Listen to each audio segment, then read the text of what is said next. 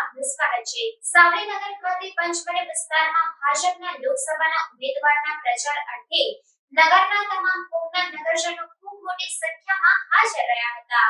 સાવલીનગર ખાતે પંચમઢી વિસ્તારમાં ભાજપના લોકસભાના ઉમેદવારના પ્રચાર અર્થે નગરના તમામ કોમના નગરજનો ખૂબ જ મોટી સંખ્યામાં હાજર રહી ઉમેદવાર હેમાંગ જોશીનું ફૂલહારથી સ્વાગત કરેલ હતું। આ પ્રસંગે સંસદ સદસ્ય રંજનબેન ભટ્ટ તથા સાવલીના ધારાસભ્ય કેતનભાઈ ઇનામદારે તેમના પ્રવચનમાં તમામ નગરજનોને સાવલીનગરમાંથી જંગી લીડ અપાવવાની હાકલ કરેલ હતી।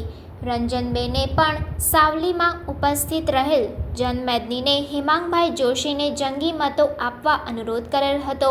અંતે નગરના વણિક બંધુ બામણ પટેલ, મુસ્લિમ આગેવાનો તેમજ વકીલ મંડળ અને ડોક્ટર એસોસિએશન દ્વારા ઉમેદવાર હેમાંગ જોશીનું ફૂલહારથી સ્વાગત કરવામાં આવેલ હતું।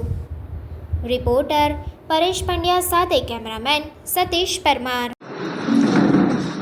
આજરોજ સાવલી નગરની અંદર પંચવટી વિસ્તારમાં સાવલી નગરપાલિકાની અંદર આવતા સર્વે નગરજનોની એક સભાનું એક સરસ આયોજન કરવામાં આવ્યું છે।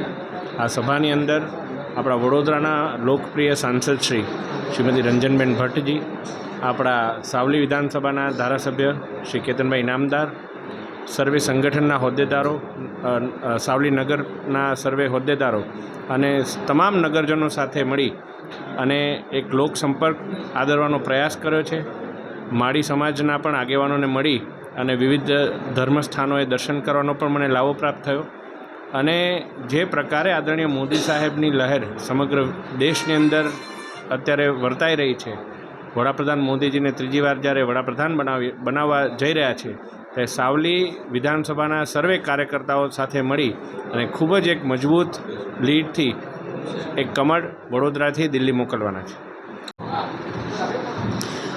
વડોદરા લોકસભાના લોકપ્રિય ઉમેદવાર ડૉક્ટર હેમાંગભાઈ જોશીનો આજે સાવલી નગરમાં પ્રવાસ છે। ખૂબ મોટી સંખ્યામાં સૌ લોકો ઉપસ્થિત થયા છે અને એક કમિટમેન્ટ સાથે, કાર્યકર્તાનું કમિટમેન્ટ, સાવલી નગરના લોકોનું કમિટમેન્ટ કે દેશના વડાપ્રધાન નરેન્દ્ર મોદીજીને ફરીથી ત્રીજી વખત વડાપ્રધાન બનાવવા છે અને વડોદરા લોકસભાનું કમળ એટલે ડૉક્ટર હેમાંગભાઈ જોશી, તેમને પણ જંગી મતદાન કરીને લીડ આપવું છે।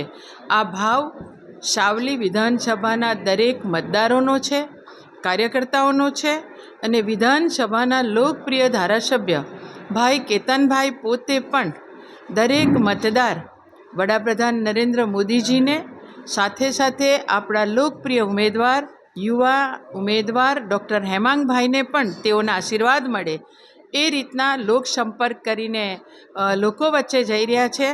તો ચોક્કસ હેમાંગભાઈની લીડ, એક ઐતિહાસિક લીડ સાથે આ વડોદરા લોકસભાનું કમળ એ દિલ્હી જવાનું છે અને તમામ કાર્યકર્તા, તમામ મતદારો હેમાંગભાઈને ખૂબ આશીર્વાદ સાથે દિલ્હી મોકલવાના છે। સમાચારોની ઝડપી અપડેટ માટે હમણાં જ જન અર્પણ ન્યૂઝ ચેનલને લાઇક, શેર અને સબસ્ક્રાઇબ કરો।